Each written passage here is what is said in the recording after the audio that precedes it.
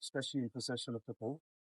So I just asked them to have a little bit more belief and trust with each other, and we're going to get an opportunity to score. So it came through the penalty. And then we had the second with a great individual goal from Elvis. So, yeah, a good all-round performance, clean sheet. Thanks for the defensive guys who had a really stellar game again today. Game got a little chippy there at times. What's the message to your team when, fouls are going in, tackles are flying in? What are you saying to the team? Either keep them calm or, make sure that they're up for it too. I love it. I want games to be chippy here. I want games to be horrible for the opponents, and we have to use that to our advantage. I thought Charleston did a really good job of stretching us at times. They have some very, very good players, good setup. But it's not just Charleston that we want to play that way with. We want to play that with a lot of opponents coming here. And yeah, keeping our emotions in check within the realms of the game as well and the laws of the game. But yeah, we want to be difficult to play against. Solid defensive performance, obviously clean sheet again for Carlos Saldana. That's 2 in a row for him. What's the importance of him coming in doing 2 straight clean sheets? For a goalkeeper, it's vitally important because trying to keep your place in the team. And said it before, we have 2 great goalkeepers in Nate, who's I still think is one of the best goalkeepers in the league. But he needed to change something after a couple of bad results. It wasn't just Nate that had to move out the team for the time being. And Carlos has taken his opportunity. And keeping clean sheets is a must for any goalkeeper in any sport. Yeah, 7 days off, or 7 days until the next match, and you've got, after a tough stretch of away games, you're able to get back home, and now Pumas coming up next weekend. What's the message to the team in training this week, knowing that after Pumas, we've still got, another league game on the Wednesday after that? It's not taking our foot off the pedal. We're like understanding what we're about, not getting too ahead of ourselves, not getting too low when, the results don't go our way, keeping a kind of even mindset that we're going to make it difficult for teams this year, just the way we play. And we have players that can score goals. But yeah, the excitement of getting a win, it makes my job a little bit easier during the week this week because it's a positive attitude around the place. And we'll enjoy ourselves. We'll enjoy the game against Pumas, a very good team coming in next weekend, and also start preparing for Birmingham the following Wednesday. Yep. Come on, man. Do you feel like with how well Carlos is playing these last 2 games, you have a tough decision to make for next week? Or I mean, listen, both goalkeepers, as I said, are both number ones in this league. The way they train, the way they prepare is a big, view for me to see that they're ready for the game on the weekend.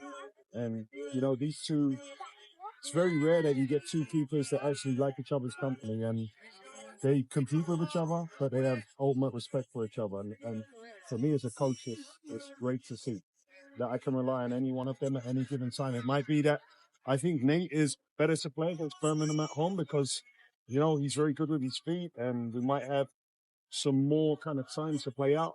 But as I said, Carlos has done a great job in coming. I thought he was great at coming out for crosses today and dealing with their direct aerial play. So both keepers have their pluses, and as long as they keep going that way, it makes my job even more difficult. Maxie got the goal, but it looked like he might have picked something up. He was limping at times. What was he dealing with, if anything, out there? I think he got bashed around a little bit, but that's Maxie.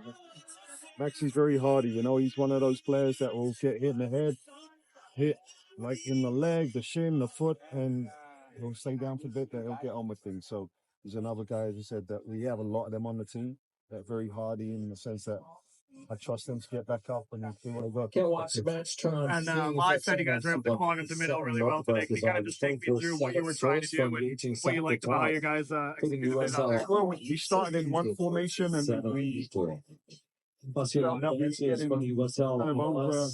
a little bit in the field.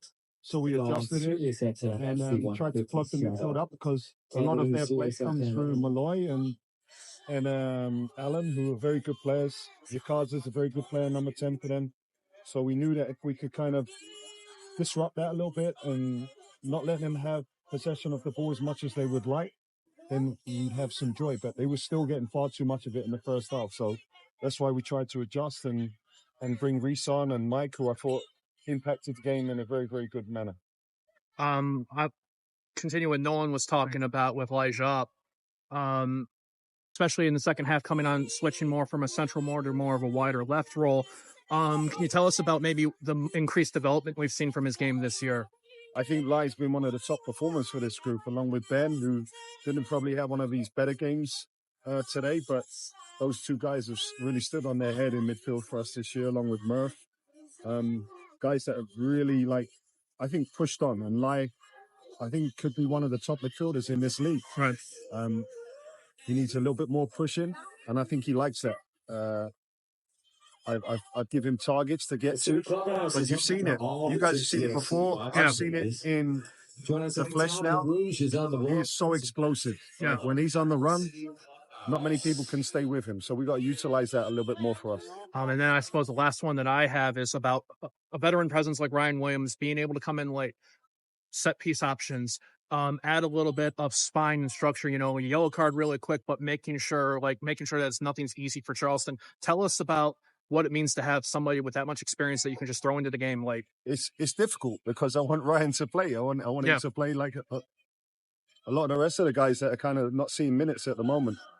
And that's what makes my job more difficult as a coach. But that's why we've kind of developed this squad and having depth that we can call upon any time. But again, I thought he was excellent coming on the field. He's a great communicator. He's an experienced guy, not only here in North America, but in Europe, where he's been playing lately. Mm-hmm. And the boys love him. He talks a little bit too much for me at times as a Scouser, but I love working with him. He's very intuitive, understands what we want tactically. And having someone like that coming on the field is a big plus as well. I think the last question I got is, we're about to start a heavy run from now till the end of August. A lot of fixtures, a few days rest in between them. Maybe the mindset going forward and just getting ready for it. Yeah, we're trying to add a couple of new faces because we know we're one injury or two injuries away from this squad being depleted. We're one of the smallest squads in the league. We spend the least money. So what we're doing with this group at the moment is good. But we know in this league, the games come thick and fast very quickly. The summer heat turns up. Yeah. The travel. So it's a difficult league to play in. So we're going to have to lean on everyone. That's why it's important that we try and get a couple of fresh faces in to accommodate the squad and help the guys like Steve, Devon, Murph out and take some minutes off of their legs as well. That's it for me. All right. Thanks, guys. Thank you. Appreciate it. Thank you.